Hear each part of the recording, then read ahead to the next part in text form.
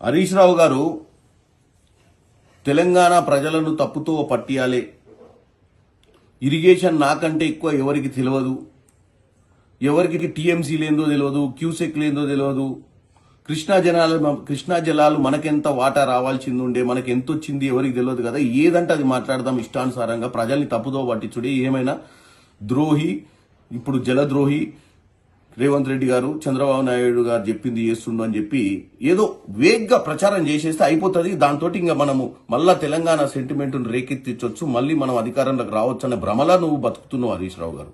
నేను రెండే ముక్కలలో చెప్తా, మీకు ఏ రోజు కూడా కృష్ణా జలాల పైన గాని దక్షిణ తెలంగాణ మీద గాని ప్రేమ లేదు. కాంగ్రెస్ హయాంలో రాజశేఖర రెడ్డి గారు ఉన్నప్పుడు తీసుకున్నటువంటి ప్రాజెక్టులను దక్షిణ తెలంగాణ కృష్ణా జలాలను కంప్లీట్ చేయాలన్న ఆలోచన లేదు.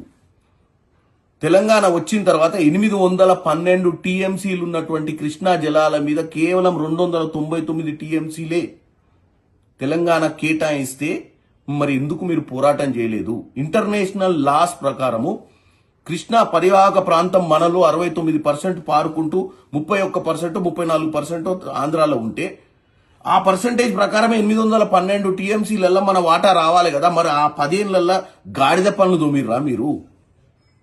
పోనీ 299 టీఎంసీలే కేటాయిస్తే కృష్ణా జలాల మీద మీరు ఈ ప్రాజెక్టులను కంప్లీట్ చేయకుండా, ఎందుకంటే అవి కంప్లీట్ చేస్తే కమిషన్లు రావు, పాత కాంట్రాక్టర్లే ఉంటారని చెప్పి కొత్తగా తుమ్మిడట్టి దగ్గర కూడా గోదావరిలో కాదని కాళేశ్వరంలో గట్టి కొత్త ప్రాజెక్ట్ 1,00,000 కోట్ల పైచీలు ఖర్చు పెట్టింది కేవలం కమిషన్ల కోసమే కదా.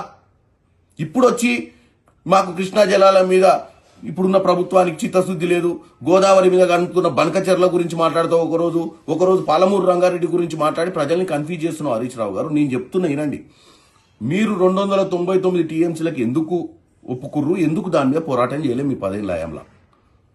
మనకే 500 చిల్లర రావాల్సింది వాళ్ళు ఇప్పుడు 513 వాళ్ళు తీసుకొని 299 మనకి ఇచ్చిర్రు. రివర్స్ మనకు రావాలి 513 ఇంటర్నేషనల్ వాటర్ లాస్ ప్రకారం. కానీ మీరు ఈ రోజు పోరాటం చేయాలి. ఇప్పుడు వచ్చి పాలమూరు రంగారెడ్డి గురించి మాట్లాడతారు, లేదా బనకచెర్ల గురించి మాట్లాడతారు. బనకచెర్ల గురించి ఆల్రెడీ ఉత్తమ్ కుమార్ రెడ్డి గారు పదే చెప్తున్నారు. డిసెంబర్ 25వ తారీఖు నాడే ఒక ఫైల్ చేసిర్రు, రిట్ పిటిషన్. ఇది కూడా చర్చకు ఎప్పుడు వస్తుంది సుప్రీంకోర్టులో? సోమవారం 5వ తారీఖు నాడు చర్చ కూడా ఉంది. కానీ మీరేమంటారు? వీళ్ళకి బనకచెర్ల మీద చిత్తశుద్ధి లేదు.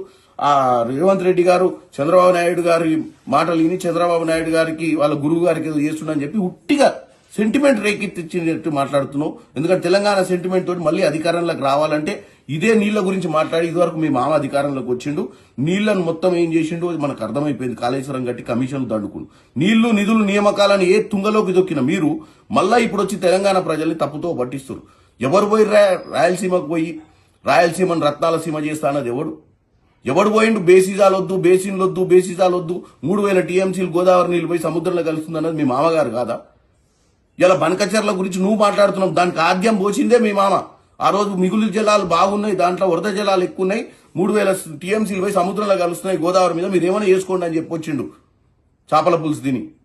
కాబట్టి ఈ రోజు చెప్పేది ఏంటంటే మాకు చిత్తశుద్ధి ఉంది. మేము టోటల్ గా ప్రాజెక్టులు కృష్ణా జలాల మీద 299 టీఎంసీలు ఇప్పుడు ఉంది.